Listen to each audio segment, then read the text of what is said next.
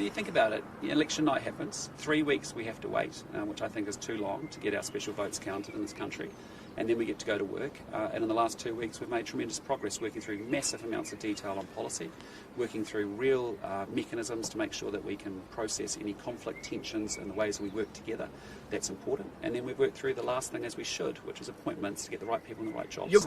10 months to get a government formed in the Netherlands with a similar system. I think we're doing pretty well. I'm trying to get people to understand that in an MMP process it requires some maturity and it requires serious stuff. And I laid up a process that I followed really clearly all the way through it. And we are trying to do something to make sure that New Zealand gets a really good, strong, stable government. And I'm really serious about that.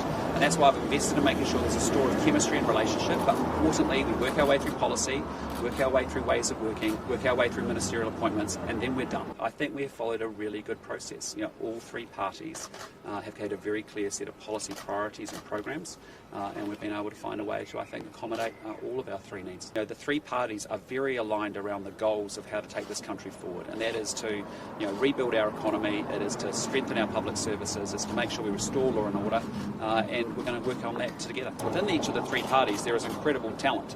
There is a real mixture of skills, abilities and experiences, and as the Prime Minister I want to be able to use all of that talent and put the right people on the right assignments to go and get the job done. We've gone through this process with tremendous professionalism. I think we've gone through it very constructively.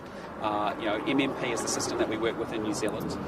Results delivered on election night, and then the parties are tasked to make it work. And when you look at how MMP works around the world and you think about the duration of time it takes to form governments and other MMP environments, I think we made tremendous progress. And the fact that we have agreed an aligned policy program that all three parties can support is a fantastic achievement. There's a desire for all three of us to make this work for the New Zealand people. As I've said before, MMP is an environment that we New Zealanders have chosen for.